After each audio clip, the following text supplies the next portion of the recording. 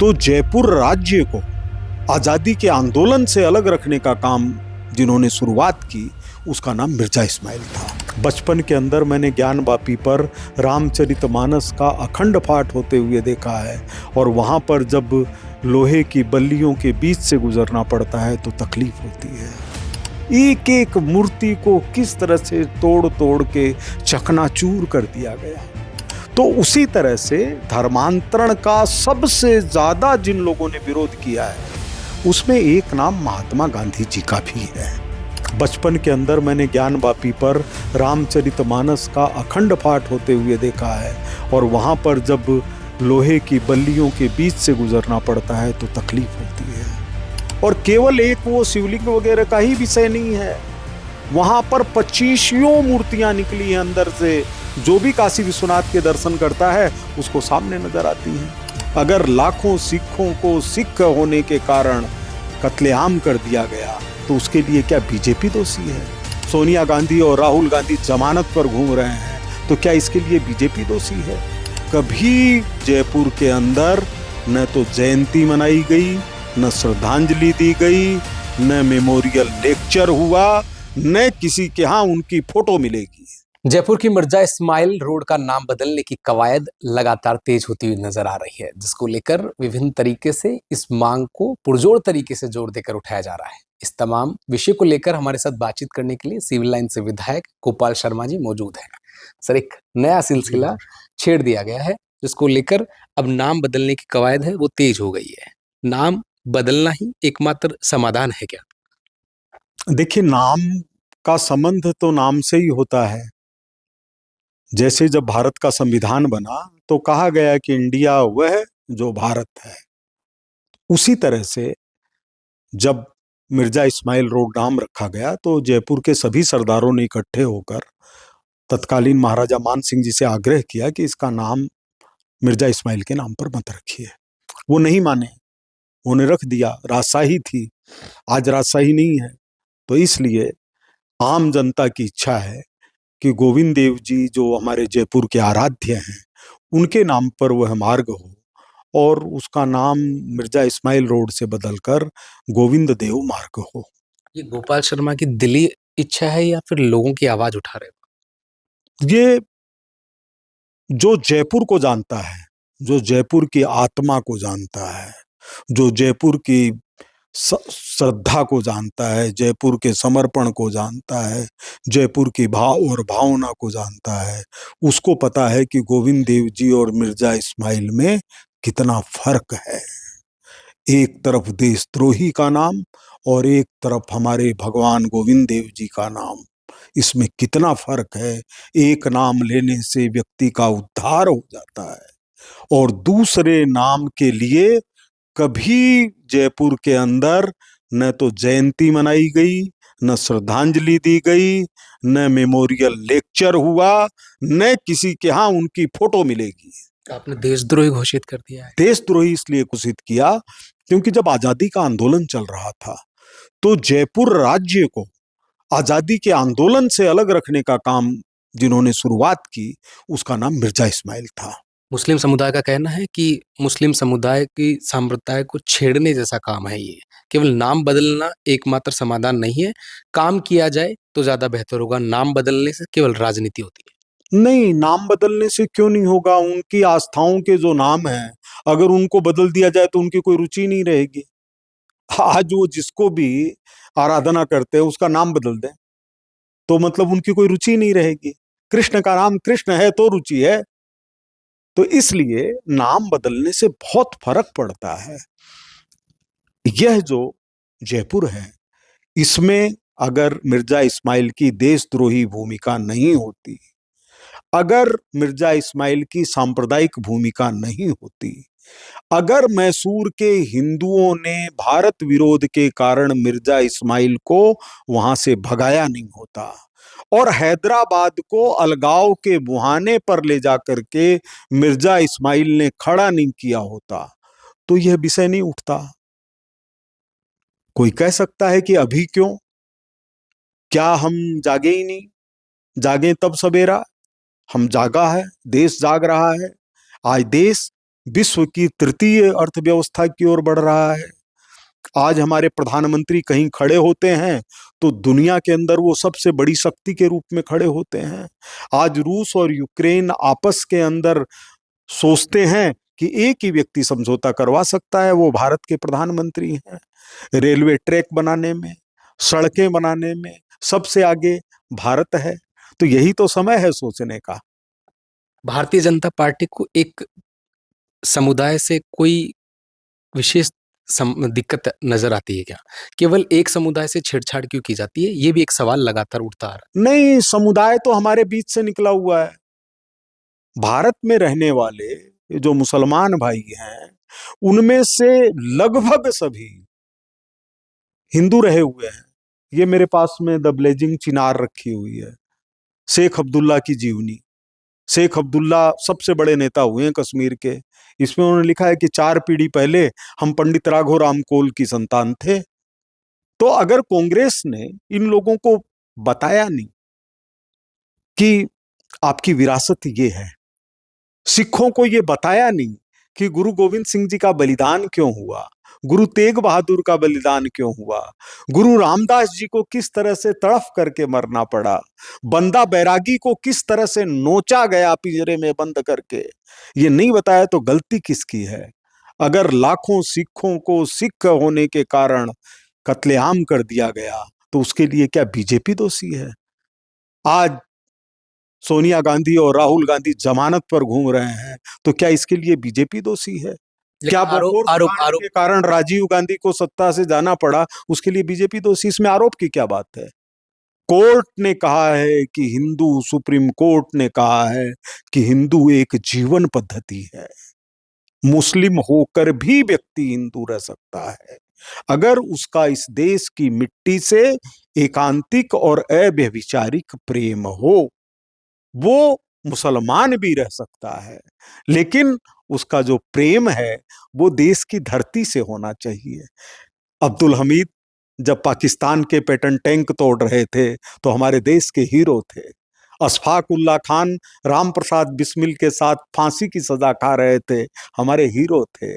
APJ Abdul Kalam को हम याद करते हैं तो हमको लगता है कि भारत धन्य है, यहाँ पर एपीजे अब्दुल कलाम जैसे व्यक्ति पैदा हुए। तो संप्रदाय का सवाल नहीं है। लेकिन बीजेपी के कुछ नेता ये भी कहते हुए नजर आते हैं कि कायदे में रहोगे तो फायदे में रहोगे। नहीं, ये किसी का कहना हो सकता है, ये कानून भी कहता है, संविधान भी कहता है कि कायदे में रहोगे तो फायदे में रहोगे। तो अगर मान लीजिए कोई कायदा तोड़ने का काम करे, चलते चलते किसी को टांग लगा दे, नुकसान में रहेगा वो। हेलमेट का नियम बना हुआ है, अगर हेलमेट नहीं लगाएंगे हम तो नुकसान में रहेगा। 5 लोगों को लेकर के बाइक के ऊपर चलेंगे, कोई भी दुर्घटना होने पर परिवार नष्ट हो जाता है, उसकी दुनिया खत्म हो जाती है। फिर भी हम ऐसे चलेंगे, नुकसान में रहेगा। कायदे से रहो, फायदे में रहोगे, एक रहोगे, नेक रहोगे, देश अच्छी तरह से चलेगा। अयोध्या के बाद में अजमेर के अंदर अजमेर दरगाह है, उसके ऊपर अब शिव मंदिर होने का दावा लगातार पेश किया जा रहा है। 20 तारीख को इसको लेकर सुनवाई भी है कोर्ट में। किस तरह से देखते हैं? मुस्लिम समुदाय इसको लेकर प्रेस कॉन्फ्रेंस भी करता हुआ नजर आ रहा है कि सांप्रदायिक जो है दंगा फैलाने के प्रयास किए जा रहे हैं, इस प्रकार की चेक-जेक कर कर। देखिए, अजमेर दरगाह के अभी तक मैंने कोई प्रमाण नहीं देखे हैं। हरविलास शारदा कोई मामूली व्यक्ति नहीं थे। उन्होंने विधवा विवाह को समाप्त करने का कानून बनवाने में अगुवाई की। तो इसलिए शारदा जी ने चूंकि वहां मंदिर बताया है, इतिहास के विद्यार्थी होने के कारण उनका बताया हुआ भी मेरे लिए प्रमाण नहीं है। इतिहास के छात्र के लिए, इतिहास के व्यक्ति के लिए कई विषय होते हैं जिनके कारण चीज साबित होती है। परिस्थितिजन्य साक्ष्य हो, अभिलेख हो, उनके कोई और निकले हुए प्रमाण हो। तो अजमेर के बारे में फैसला करेगा कोर्ट। जो कोर्ट फैसला करेगा वो सबको मान्य होगा।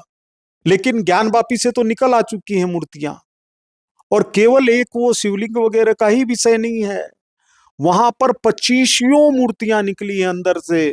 जो भी काशी विश्वनाथ के दर्शन करता है उसको सामने नजर आती हैं। वहां की दीवारें मंदिर का हिस्सा है। बचपन से मैं देखता आया हूं, वहां तो शिव मंदिर होना ही चाहिए। उसमें क्या सोचने की बात है। खुद अपने जो मुगल काल के अंदर बादशाह हुए हैं, उन्होंने अपने विवरणों में लिखा है कि हमने कैसे मथुरा की मंदिर को तोड़ा। खुद उन्होंने लिखा है। जब वो स्वीकार कर रहे हैं कि हमने तोड़ा, तो वहां क्या दिक्कत आती है। तो कृष्ण जन्मभूमि की ओर भी आप बढ़ रहे हैं धीरे हाँ, है ही।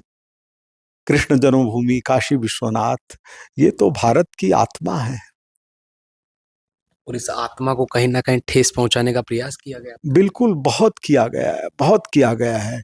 संघ के संस्थापक डॉक्टर हेडगेवार जी 1940 से पहले, मेरी समझ में ये बात होनी चाहिए 36-37 के आसपास, जब काशी गए तो उनकी आत्मा रो पड़ी वहां ज्ञानवापी मस्जिद देखकर।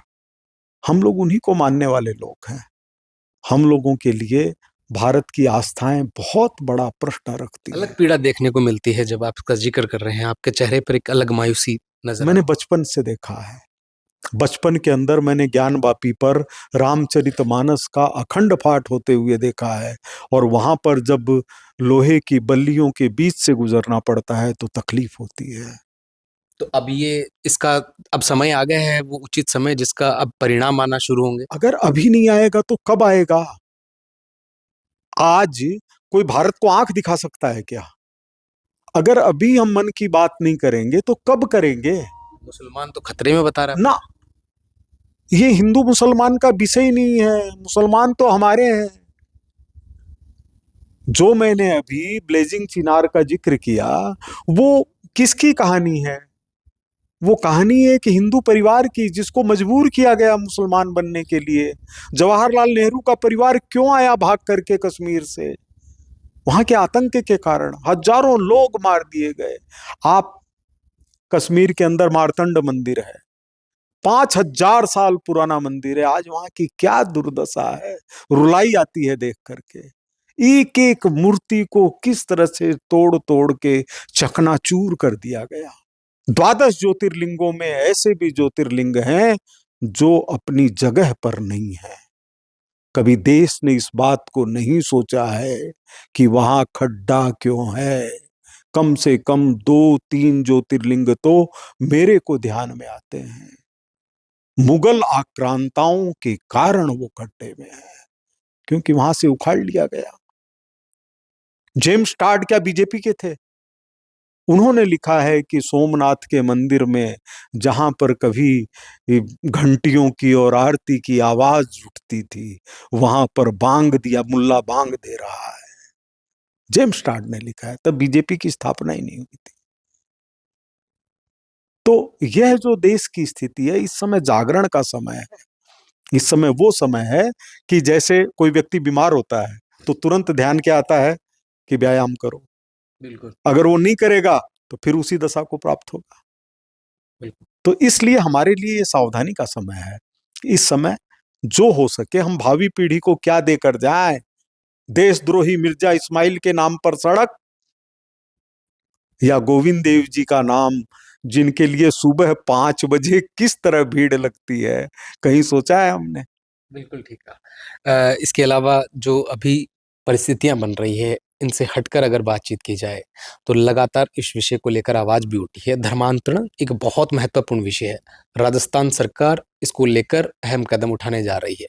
3 साल से लेकर 10 साल का कठोर कारावास देने की तैयारी कर रही है अगर धर्मांतरण के मुद्दे, अगर जबरदस्ती धर्म बदलवाया गया तो। किस तरह देखिए, ये जो धर्मांतरण का विषय है, इसके लिए एक बार श्रीमती इंदिरा गांधी विनोबा भावे जी से मिलने गई। तो विनोबा भावे जी ने उनके सामने जो विषय रखे, विनोबा भावे जी गांधी जी के सांस्कृतिक उत्तराधिकारी थे। तो इंदिरा जी ने कहा कि आप तो ऐसे बोल रहे हैं जैसे जनसंघ का कोई आदमी बोल रहा है। तो विनोबा भावे ने कहा कि अगर आपको मैं जनसंघी लगता हूं तो मुझे जनसंघी मान लीजिए। ये विनोबा जी की, जिन्होंने डायरिया लिखी इसका है, जिक्र भी हुआ। उसका जिक्र किया है उन्होंने। तो उसी तरह से धर्मांतरण का सबसे ज्यादा जिन लोगों ने विरोध किया है, उसमें एक नाम महात्मा गांधी जी का भी है। उनका यह मानना था कि इससे गलत कुछ हो ही नहीं सकता। व्यक्ति की आस्था को आप कैसे बदल सकते हैं। आस्था तो मां की तरह से है। तो धर्मांतरण के खिलाफ जितना भी कड़े से कड़ा कानून हो वो लाया जाना चाहिए। धर्मांतरण और परावर्तन ये दोनों अलग अलग चीजें हैं। मान लीजिए कोई व्यक्ति 200 साल पहले किसी डर के कारण, भय के कारण ईसाई हो गया, आज उसको लगता है कि मेरे को ईसाई नहीं रहना चाहिए, मेरे को हिंदू धर्म के अंदर वापस करना चाहिए। आ सकता है। जैसे अपने विदेशों में कई राष्ट्राध्यक्ष बने हुए हैं, वो भारतीय मूल के हैं, हिंदू मूल के हैं, लेकिन उन्होंने ईसाई धर्म स्वीकार किया हुआ है और वहां के हिसाब से शासन तक कर रहे हैं। हम कहाँ कह रहे हैं कि वो लोग आए, उनकी आस्था जहां है, जैसी है, उसको ये करें, लेकिन जहां पर बाइबिल के नाम पर शपथ दिलवाई जाती हो वहां पर रामचरितमानस और गीता से इतराज क्यों? हमारा देश है सरस्वती नदी के किनारे और सिंधु घाटी की सभ्यता। अभी हरियाणा के अंदर एक भित्ति चित्र मिला है एक जगह, वो 1 लाख वर्ष पुराना है। उसने सारी दुनिया की सोच को पलट करके रख दिया है। यानी 1 लाख वर्ष पहले भारतीय संस्कृति और भारतीय कला जीवित थी। तो इसलिए धर्मांतरण वगैरह ये सब चीजें चलने वाली नहीं है, होनी भी नहीं चाहिए, कोई जरूरत नहीं है।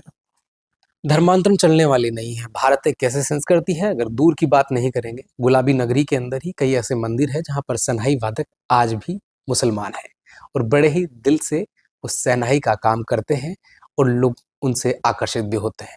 भारत ही नहीं, भारत के अंदर हर वर्ग के लोग हैं जहां पर आपस के अंदर प्रेम बनाकर रहना भी जरूरी है।